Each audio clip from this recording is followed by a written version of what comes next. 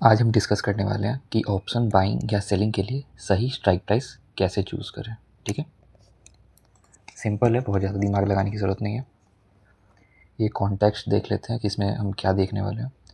सबसे पहले ये जानेंगे कि ऑप्शन एक्चुअल में फ्यूचर को फॉलो करता है या फिर स्पॉट को, क्योंकि मैक्सिमम लोगों को इसमें कन्फ्यूज़न रहता है।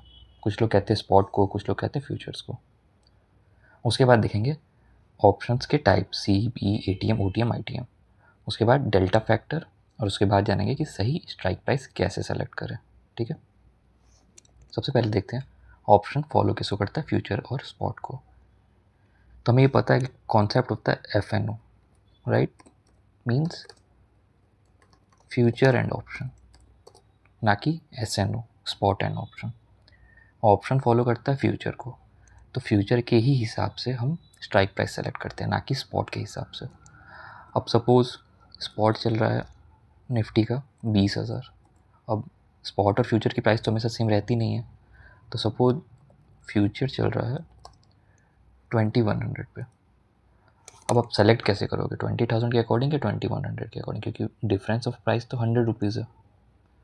सो आप हमेशा ऑप्शन की स्ट्राइक प्राइस फ्यूचर के अकॉर्डिंग सेलेक्ट करोगे, ओके, ना कि स्पॉट के अकॉर्डिंग।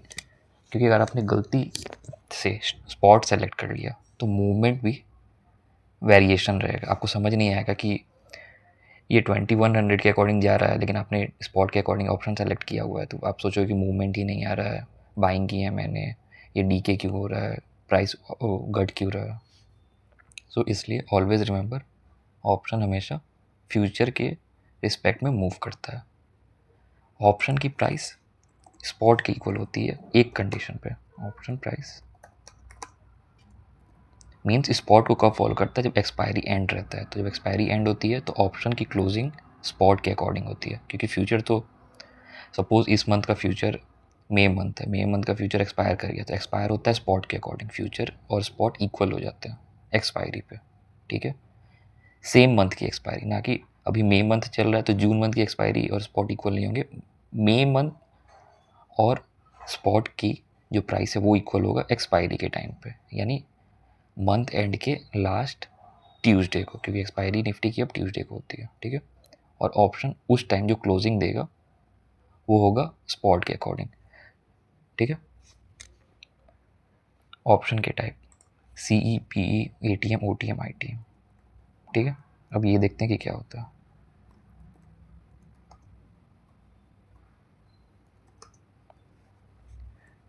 C, ठीक है, means call option, call European इसका फुल फॉर्म होता है। अब जब भी मार्केट बुलिश होता है तो हम कॉल ऑप्शन को बाई करते हैं। ठीक है, मैं बस बेसिक बता रहा हूँ, मोस्ट लोगों को पता ही होगा, पर फिर भी। P इसका मतलब होता है पुट यूरोपियन, ये तब बाई करते हैं जब मार्केट बेयरिश होता है, ये बाइंग के लिए। ठीक है, अब सपोज सेलिंग करना हो तो C सेल कब करता है, जब मार्केट बेयरिश होता है तब। ठीक है, मार्केट बेयरिश होगा तो कॉल ऑप्शन की प्राइस गिरेगी। ठीक है, तो उस टाइम आप बाई नहीं कर सकते, अगर कॉल ऑप्शन की प्राइस गिर रही है तो उस टाइम आपको सेलिंग करना पड़ेगा। PE सेल कब करते हैं, जब मार्केट बुलिश हो। जब मार्केट बुलिश होगा तो PE की प्राइस गिरेगी, तो उस टाइम आप बाई नहीं कर सकते PE को। ठीक है, ठीक है, तो उस टाइम आपको सेल करना पड़ेगा। सिंपल है, मैं एक साथ लिख देता हूँ। मार्केट बुलिश हो तो आप C बाई कर सकते हो, जो कि थोड़ा रिस्की रहता है क्योंकि ऑप्शन बाइंग है, और PE सेल कर सकते हो, जो कि थोड़ा सेफ रहता है। मार्केट बियरिश है तो आप PE बाई कर सकते हो, ठीक है, जो कि थोड़ा रिस्की रहता है,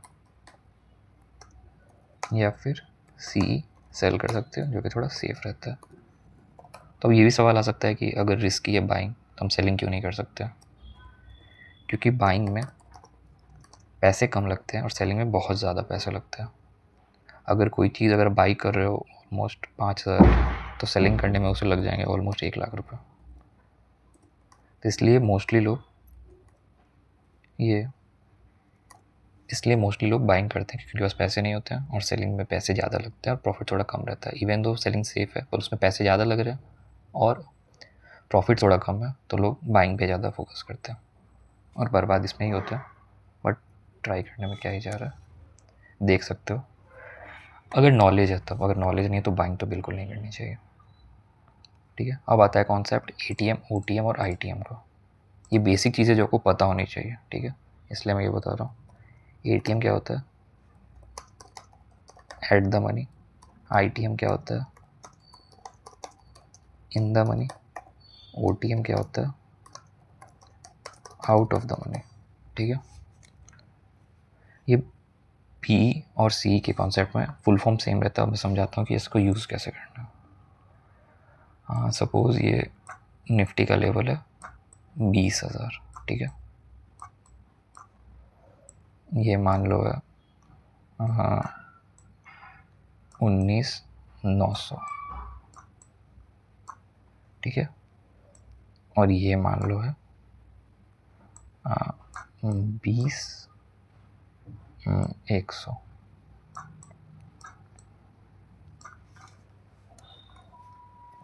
ये फ्यूचर का प्राइस है, ठीक है। अब देखो सी क्या होता है, सी तब लेते हैं जब मार्केट ऊपर जा रहा रहता है, ठीक है, और पी तब लेते हैं, और पी तब लेते हैं जब मार्केट नीचे जा रहा रहता है, ठीक है। तो जो प्राइस अचीव हो चुके हैं कॉल ऑप्शन के लिए, पहले बताता हूँ, जो प्राइस अचीव हो चुके हैं, ठीक है, उसको कहते हैं इन द मनी, ITM।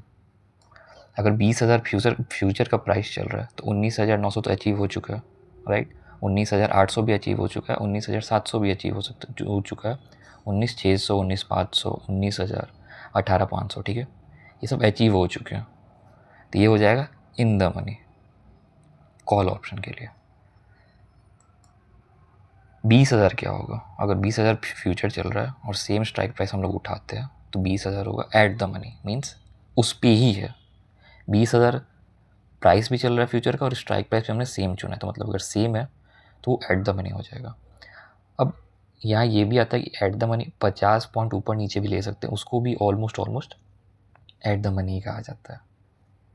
जो प्राइस अचीव नहीं हुई है वो होता है आउट ऑफ द मनी। अब क्योंकि फ्यूचर अभी 20,000 पे है और 20,100 अभी अचीव नहीं हुई है तो इसको कहेंगे OTM, ठीक है।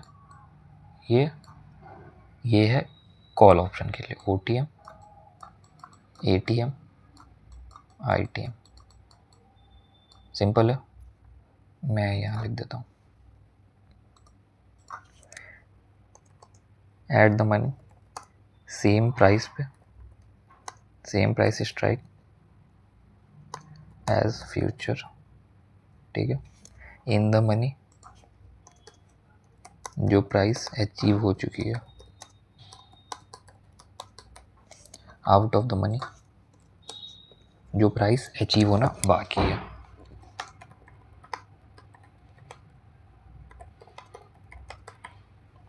ठीक है, सिंपल है। अब देखते हैं पी वैल्यू के लिए। पी वैल्यू के लिए बस रिवर्स कर देना है, ठीक है। ऊपर से नीचे आएगा, ऊपर से प्राइस नीचे आएगा, तो एट द मनी का कॉन्सेप्ट तो सेम ही रहता है। 20 के अगर देखोगे तो ये हो जाएगा eight the money same price. अब ऊपर से नीचे देखो तो ये प्राइस अचीव हो चुकी है, ठीक है, तो ये हो जाएगा इन the money, ITM। Even though अगर लाइफ टाइम में अगर आप सपोज करते हो 20 के ही है निफ्टी का, 20,100 कभी पहुंचा ही नहीं है, बट फिर भी क्योंकि ये 20 के से ऊपर है और ऊपर से हम नीचे देख रहे हैं तो इसको अचीव किया हुआ मानेंगे, ठीक है। इवन दो निफ्टी ने उसे टच एक्चुअल में नहीं किया हो बट प्राइस के ऊपर है तो उसको इन द मनी मानेंगे। अगर ऊपर से नीचे जा रहा है तो इसको ये तो अचीव किया होगा, फिर 20 के आया होगा और फिर 19 के जाएगा, मतलब 19,900 अचीव नहीं हुआ है, ठीक है, तो ये हो जाएगा OTM, ठीक है। अगर आपको पी का नहीं समझ में आ रहा है तो आप बस सी का याद रखो, ठीक है, और इसको रिवर्स कर देना। जो सी का OTM है वो पी का ITM हो जाएगा। ATM सेम ही रहते हैं और ITM इधर का OTM हो जाएगा, ठीक। शॉर्ट ट्रिक में लिख देता हूँ, for ATM C equal to PE, same strike, ठीक है। मतलब ATM कॉल और पुट का दोनों सेम ही रहेगा। फॉर OTM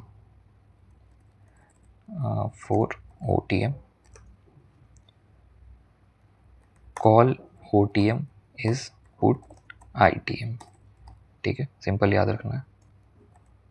और for ITM call ITM is put OTM, ठीक है, सिंपल है, बहुत ज़्यादा दिमाग लगाने की ज़रूरत नहीं। अब डेल्टा फैक्टर क्या होता है देखते हैं। डेल्टा बताता है मूवमेंट कितना आएगा, ये ऑप्शन चेन है, ठीक है, ये डेल्टा है, ठीक। अब देखो सपोज स्ट्राइक प्राइस है 23700, ठीक है। अगर आपने 23700 वो किया हुआ है, ऑप्शन बाइंग की हुई है, इसका डेल्टा 0.92, इसका मतलब हुआ कि अगर निफ्टी 100 पॉइंट ऊपर जा रहा है तो 23700 स्ट्राइक प्राइस 92 पॉइंट्स ऊपर जाएगा, ठीक है। मतलब निफ्टी अगर ₹1 बढ़ेगा तो ये 0.92 पैसा बढ़ेगा, ठीक है, सिंपल है। अब सेम देखो, ये अगर 0.92 बढ़ रहा है तो ये कितना, ये माइनस में, ठीक है, ये ₹8, 100 पॉइंट पे ये ₹8 घट जाएगा, लेकिन पुट ऑप्शन 92 बढ़ जाएगा, कॉल ऑप्शन, ठीक है। अगर आपको बाइंग करना है तो ये बाई कर सकते हो या फिर आप पुट सेल कर सकते हो, ठीक है। तो डेल्टा के बेसिस पे कैसे चुना, देखो सपोज 24,200 प्राइस चल रही है, ठीक है, तो इसके बाहर का सारा OTM है। अब ये देखो, किसी ने मान लो 24,500 बाई किया, 24,200 मान लो प्राइस चल रही है और किसी ने 24,500 बाई किया, इसका डेल्टा ₹22। निफ्टी में 100 पॉइंट मूवमेंट आएगा तो ऑप्शन में बस ₹22 का मूवमेंट आएगा। तो अगर आप दूर की जितनी, अब देखो 24,550 में 18 का ही आएगा, 24,600 का ₹15 ही आएगा।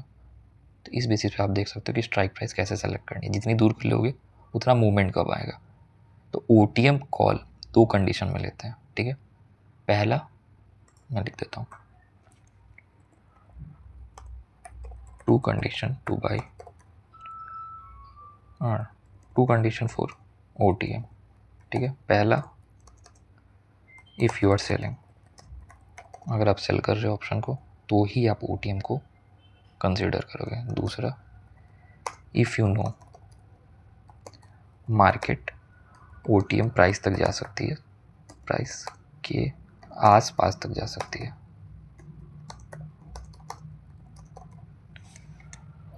देखो सपोज अभी 24,200 और आपने 24,500 का प्राइस सेलेक्ट किया, आपको लगता है कि आज कुछ रिजल्ट है या फिर कुछ भी इवेंट डे है और प्राइस 300 का मूवमेंट दे सकती है, तो आप दूर की ऑप्शन सस्ते में खरीद सकते हो और मूवमेंट आएगा तो ये इसमें अच्छा खासा उछाल आएगा। डेल्टा ये फिक्स नहीं है, ये हमेशा मूवमेंट के अकॉर्डिंग चेंज होते रहेगा। तो सपोज 24,200 से ये 24,500 आ गया तो ये तो ऑलमोस्ट ATM हो जाएगा, तो इसमें बहुत तगड़ा मूवमेंट आ सकता है। बट अगर मूवमेंट नहीं आने वाला हो और अगर आप तब बाई कर रहे हो तब तो बहुत दिक्कत है, तब तो नहीं करनी है भाई, ठीक है, सेल कर सकते हो OTM। तो हमें डेल्टा की वैल्यू कैसे सेलेक्ट करनी है, डेल्टा ऑप्शन बाइंग, ठीक है। कम से कम बाइंग कर रहे हो तो कोशिश करो कि डेल्टा ऑलमोस्ट 70 to 80 के आसपास हो,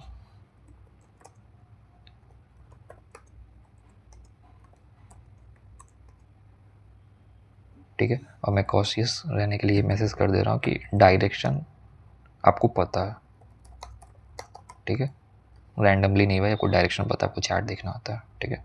उस हिसाब से आप ऑप्शन बाइंग के लिए डेल्टा सेलेक्ट करोगे। जैसे मूवमेंट आने वाला है तो मूवमेंट आने वाला है तो आप 400 ले सकते हो, या सॉरी 24,000, 23,950 या फिर आसपास की भी ले सकते हो, लेकिन इसमें ज़्यादा मूवमेंट आएगा, ठीक है। इवन तो आप ATM भी बाई कर सकते हो, ठीक है, लेकिन ATM में ऑलमोस्ट 50% का ही मूवमेंट आता है, तो ये थोड़ा प्राइस कम में आपको मिल जाएगा बट मूवमेंट आपको 50% ही मिलेगा, ठीक है। तो आप सेलेक्ट करने के लिए 70-80 में ज़्यादा मूवमेंट आएगा, but for more safer side आप 50 का डेल्टा भी बाई कर सकते हो।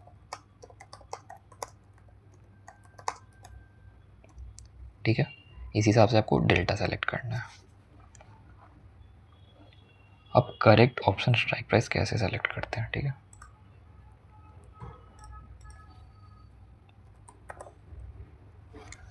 निफ्टी मे फ्यूचर, ठीक है। देखो मैं आपको चीज़ दिखाता हूँ,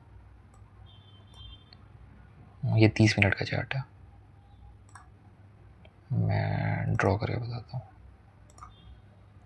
ठीक है। ये एक रेंज में था, ये रेंज ब्रेक होने जा रहा है, ठीक है। निफ्टी 50 का, सॉरी ये निफ्टी नेक्स्ट 50 है, निफ्टी मे फ्यूचर, हाँ ये, चलो ठीक है। 24,228, ये भी एक रेंज में चल रहा है, ठीक है।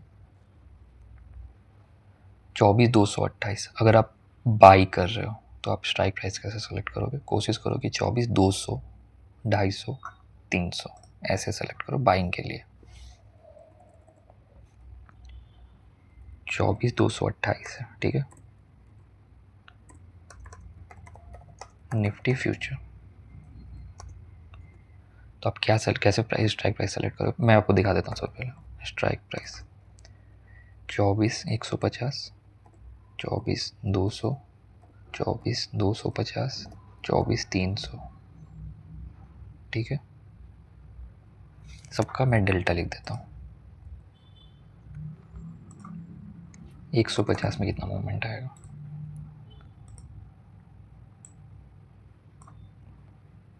24,150 57 डेल्टा है, तो अगर निफ्टी 100 पॉइंट मूव करेगा तो ये 57 पॉइंट मूव करेगा,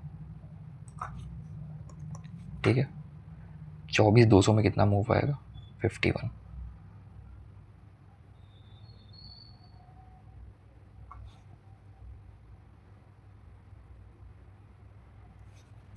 एक मिनट, ये रिवर्स कैसे हो रहा है?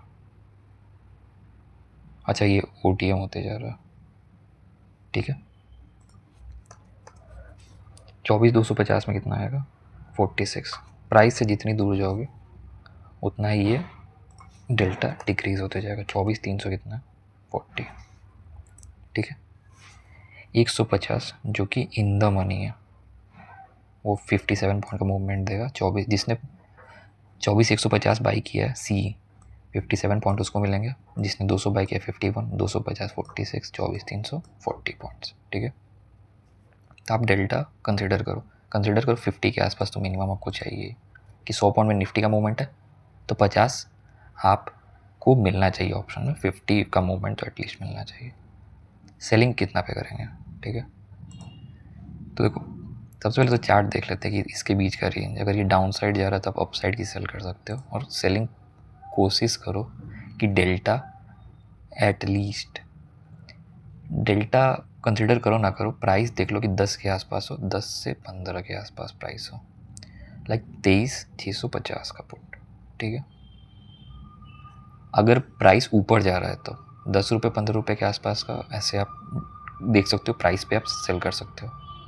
या फिर अगर आप थोड़ा रिस्क लेना चाहते हो तो ऐसे डेल्टा देख लो, ये डेल्टा 10 है, मतलब 100 रुपये अगर निफ्टी आपके अगेंस्ट जा रहा है तो ये 10 रुपये प्राइस इंक्रीज़ हो जाएगा, क्योंकि सेल आपने किया, आपने सेल किया हुआ है पुट सेल का मतलब क्या, मार्केट ऊपर जाना चाहिए। लेकिन अगर मार्केट ऊपर ना जाके नीचे आ रहा है, ठीक है, नीचे आ रहा है तो आपके अगेंस्ट हो जाएगा। तो अगर 100 पॉइंट नीचे आता है तो ये बस 10 पॉइंट ही ऊपर जाएगा। तो आपको इसमें रिस्क एपेटाइट देखना है एज़ कम्पेयर टू डेल्टा।